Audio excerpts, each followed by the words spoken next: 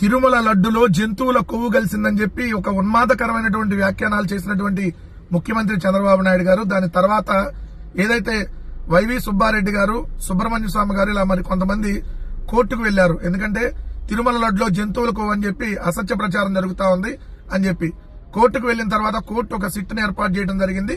ఆ సిట్ ఏర్పాటు చేసిన తర్వాత ఆ సిట్ విచారణలో ఇది అసలు జంతువుల కొవ్వు కాదు, ఏదో కల్తీ నెయ్యి, రసాయనాలు అని చెప్పి ఇదేదో బోలేబాబా డైరీ ద్వారా వచ్చిందని చెప్పి సిట్టు ఏదైతే తన రిమాండ్ రిపోర్ట్ లో చెప్పింది.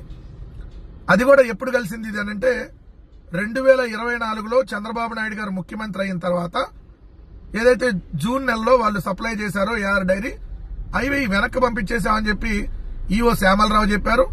సిట్ ఏమో వెనక్కి పంపించి మళ్ళీ ఆగస్టులో వచ్చినాయి, జూన్ లో వెనక్కి పంపించి ఆగస్టులో మళ్ళీ అదే సప్లై చేశారు, దాన్ని వాడారు అని చెప్పి చెబుతా ఉంది.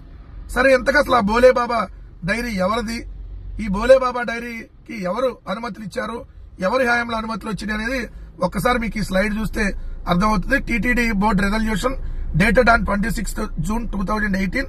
ఏదైతే అంతకుముందు బోలేబాబా డైరీది mister Harsh fresh dairy products private limited గా ఉండేదో అదే బోలేబాబా డైరీ.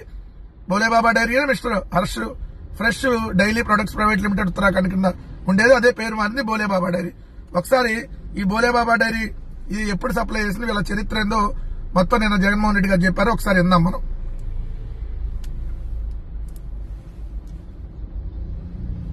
జగన్మోహన్ రెడ్డి గారిని ప్రెస్ కాన్ఫరెన్స్ లో చెప్పడం జరిగింది, ఒకసారి వినండి. ఇది మరీ గమ్మత్తైన విషయం. ఈ బోలేబాబా అని చెప్పి మధ్యకాలంలో మీ పేరు ఈ హుడనాయన ఈ బోలేబాబా అని చెప్పి ఈ బోలేబాబా అని హుడలేదంతా. బోలేబాబా అని ఈ డైరీ విషయంలో చేస్తున్న దుష్ప్రచారం అంతా ఇంత కాదు. అసలు ఈ బోలేబాబా అనేవాడు ఎప్పుడు వచ్చినాడు, అది టీటీడీ బోర్డు మినిట్స్ ఏమో. ఇది TTD board minutes dated 26 June 2018. Chandrababu Naidu ముఖ్యమంత్రిగా 26 జూన్ 2018. ఇక్కడ as per procedure in vogue, the technical team has inspected the plants. MS Harsh Fresh Dairy Products Private Limited Uttarakhand and MS Farmgate Agro Mills Private Limited New Delhi on 27/5/2018 and 28/5/2018 respectively, and submitted the reports duly stating that both the dairies, MS Farmgate Agro Mills Private Limited New Delhi and MS Harsh Fresh Dairy Products Private Limited Uttarakhand were qualified technically.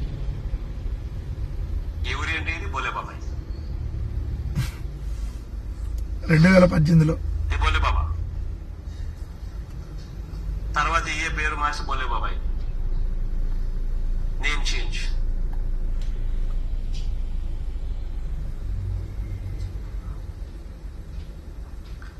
Harsh Fresh Dairy Products Private Limited was the former name of Bolebaba Organic Dairy Milk Private Limited.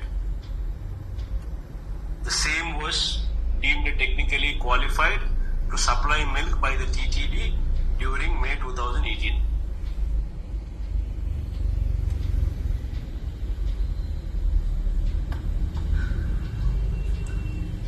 ఇప్పుడు చెప్పండి, మరి బోలేబాబా డైరీది చంద్రబాబు నాయుడు గారు ముఖ్యమంత్రిగా ఉన్నప్పుడు ఆ బోలేబాబా డైరీకి సంబంధించి ఏదైతే పాలు సప్లై చేయడానికి టీటీడీకి అనుమతులు ఇచ్చింది ఆ బోలేబాబా. టీటీడీకి పాల ఉత్పత్తులు సరఫరా చేసేందుకు బోలేబాబాకు చెందిన Harsh fresh dairy private limited 2018లోనే సాంకేతిక అర్హత సాధించిందంటూ 26/6/2018 టీటీడీ బోర్డు చేసినటువంటి తీర్మానం కాపీ మీరు ఒకసారి చూస్తే అర్థమైంది. ఈ కాపీలు చూడండి, పేరు మార్చింది, అలానే ఈ కాపీలు. మరి బోలేబాబా డైరీ ఇప్పుడు సప్లై చేస్తే ఇది అసలు ఇంతకీ బోలేబాబా డైరీయా చంద్రబాబా డైరీయా? బోలేబాబా డైరీని తెచ్చింది చంద్రబాబా గారు కదా. మరి చంద్రబాబా గారిని ముందు అరెస్ట్ చేయాలి కదా. అదే చంద్రబాబు అంటే చంద్రబాబు గారు ముఖ్యమంత్రి.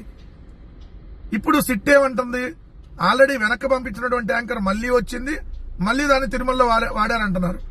తక్షణం ముఖ్యమంత్రి చంద్రబాబు నాయుడు గారిని, అదేవిధంగా దేవాదాయ శాఖ మంత్రిని, టీటీడీ చైర్మన్ ని, టీటీడీ ఈఓగా పనిచేసినటువంటి అప్పుడు శ్యామలరావు, చైర్మన్ గా ఉన్నటువంటి ఎవరైతే నాయుడు, మరి ముందు వీళ్ళందరినీ కదా తీసుకెళ్లి అరెస్ట్ చేయాల్సింది. ఒకడేమో జంతువులు కొవ్వు అంటాడు, ఇంకొకళ్ళేమో ఏదైతే ఉన్మాదకరంగా అయోధ్యకి 1,00,000 లడ్లు పంపించారంటారు, ఇంకోరేమో వాళ్ళు చూస్తే తిరుమల టీటీడీ చైర్మన్ గా ఉన్నటువంటి వ్యక్తి 8వ కొండ ఉంది, అదొక చెత్త కొండ అని మాట్లాడుతున్నారు. సో తక్షణం వీళ్ళందరినీ ముందు అరెస్ట్ చేయాలి. బోలేబాబా డైరీకి మరి పర్మిషన్ ఇచ్చింది చంద్రబాబు నాయుడు గారు కాబట్టి ముందు చంద్రబాబు నాయుడు గారిని సిట్ విచారణ చేయాలి.